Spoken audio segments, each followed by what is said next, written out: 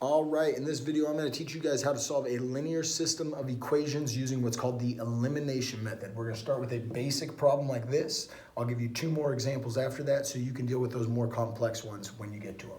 All right, so starting with elimination method, what do we need? We need to have 2 variables, what we see here, and we're trying to eliminate one of them. The problem right now is if we have 2 variables in an equation, there's combinations that will make this equation work. We've got to find the one value for x and the one value for y that will make both of these equations true. So how do we do that? We either add or subtract to eliminate x's or y's right away. Now the beauty of this problem is that we have matches. You're not always going to have 2 terms that match identically, but in this problem we do. That's why I would consider this an easier problem. So if I need to get rid of a positive x and a positive x, would I add them or subtract them together? If you add them together, x plus x makes 2x. They don't go away. So what we need to do here is we need to subtract. Quick rule of thumb is if they match identically, we subtract. If they're opposites of each other, let's say it was a 2x and a negative 2x, in this case, to eliminate, you would want to add to eliminate those values. Okay, so if they match exactly the same, we subtract. If they're opposites of each other, we would add. In this case, we're subtracting, so those are going to go away. 1x minus 1x makes nothing. Then you go to this term. Make sure you do this triangle. I tell my students go from here to there to there, because if you read straight down, that's going to look at like 3y minus 6y, but we're not subtracting 6y from 3. We're actually subtracting negative 6y, which would be addition. 3 minus a negative, subtracting a negative is adding, so we're adding 6 to 3 to give me 9. Same thing over here, 14 minus a negative 4, we're really adding 4, double negatives mean addition, so add 4 to 14 to get 18. Then we just got to divide by 9, inverse operate, and we are done with this problem for the y value, but not quite finished for the x. We know what y has to be, so part of my solution is going to be my y value, which in this case is a 2. I'm going to take that value of 2, and I can plug it either there for that y or there for that y because they are equivalent, they are the same.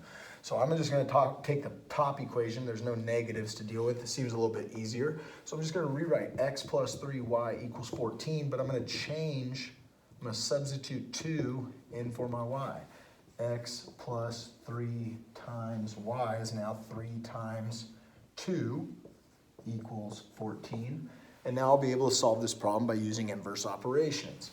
3 times 2 is going to give me 6. Take the 6 away. X is equal to, 8. So we know what our y is, we now know what our x is. Our final answer for this system would be x is 8, y is 2.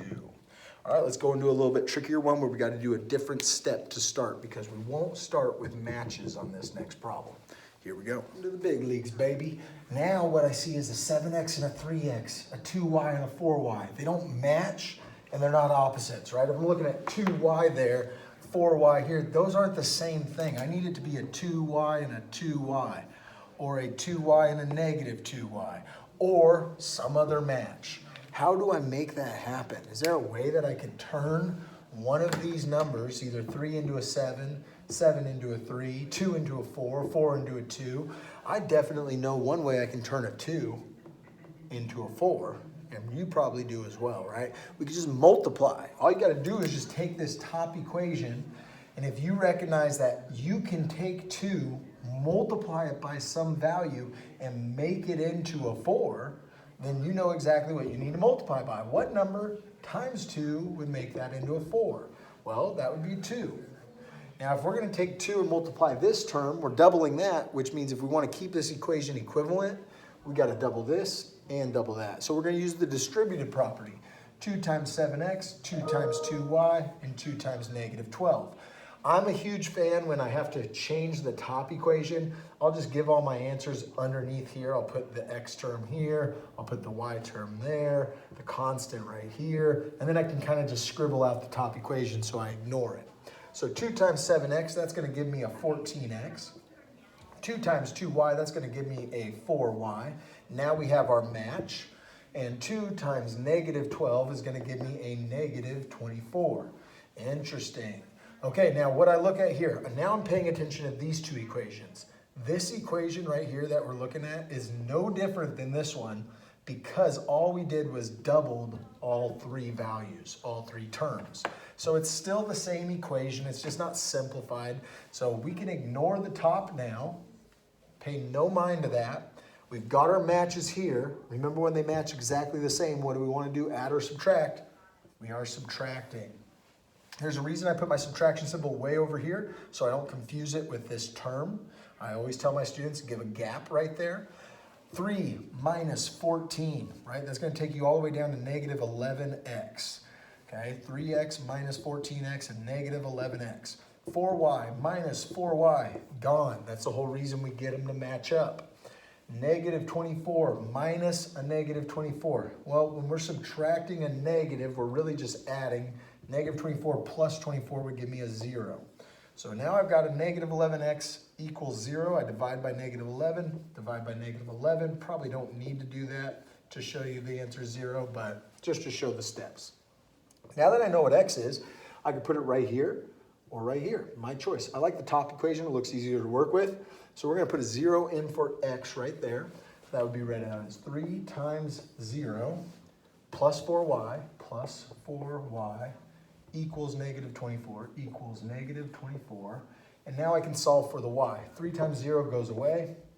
4y equals negative 24. Divide by 4, y equals negative 6. So now that I know my x and my y, I can say my solution is 0, negative 6. That's my x, that's my y. All right, now let's go to the final problem where we can't just change one of the values to one of the equations. We got to change both of the equations. I'll show you what that looks like right here. Now, in this final example that we're dealing with, I'm looking at these x terms. I can't turn a 2 into a 3. I can't turn a 3 into a 2. I look at my y terms. They don't match. They're not opposites. And I can't turn a 3 into a 4. I can't turn a 4 into a 3. So in this case, what we want to do is we want to decide, are we going to get rid of our x's or our y's?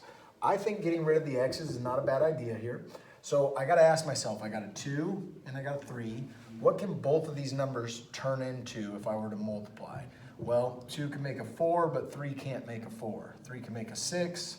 Can 2 make a 6? It sure can. So 6 is our common value that we can create from a 2 and from a 3.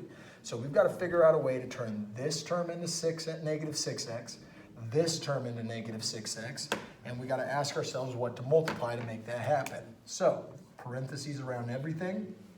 What number times negative 2 would give me a negative 6x? That would have to be a 3. So now I know what to distribute to all three of these terms. What number times negative 3? What number times negative 3 would also give me the negative 6 here, right? And that would have to be a 2. 2 times this, 2 times that, 2 times this. Now let's create this new equation by multiplying 3 times. Then we'll create the bottom equation from this one by multiplying 2 3 times. 3 times negative 2x gave me the negative 6x. 3 times negative 3y is going to give me negative 9y. 3 times negative 5 is going to give me 15. 2 times negative 3x gave me the negative 6x. 2 times negative 4 gives me negative 8y. 2 times 9 gives me the 18. So all I did was took the original equations, multiplied them by the values needed to create matches. Because those match exactly the same, we want to subtract. Again, negative 6x minus a negative, that's plus 6 to a negative 6, cancels them out. We got rid of what we needed. Negative 9 plus 8. Negative 9 plus 8 would give you negative 1y equals 15 minus 18. Well, 15 minus 18 is going to give me negative 3. Divide by negative 1, divide by negative 1, y is equal to a negative divided by a negative makes a positive. Now we know what the y value is, so we can use it in one of our original equations or the new ones we created. I like this one right here, negative 2x minus 3y equals 5. So I'm going to say, instead of y, I need to put the 3 right there. Negative 2x minus 3 times equals 5. What was that value I want to put in for the y? 3. A negative 3 times a positive 3 makes a negative 9. We're in a two-step equation. We're going to add 9, cancel out. Add 9, giving me negative 2x equals 14. Divide by negative 2, divide by negative 2. X is negative 7. We know the x, we know the y. Final answer, negative 7, comma 3. X and y value are now found. If you were to plug those two values into the original equations, it would come out to 5, and it would also come out to 9. Hopefully this makes sense. You got an idea of how to do a level 1 type of question where you don't have to multiply it all to start. You already have matches or opposites right away. Then we went into a level 2 question where we didn't have to multiply both of them. We only had to pick one of them, right? If there's a 2 there and a 4 there, you just need to multiply that by 2, and it creates the 4 to get your match. But on this problem, because we couldn't take a 2 and turn it into a 3, we couldn't take a 3 and turn it into a 4, you actually had to multiply both of them to create your matches. Once you get those matches, you're allowed to eliminate. It's a lot quicker than the substitution method. It's a lot quicker than the graphing method. So study hard and good luck on your upcoming test.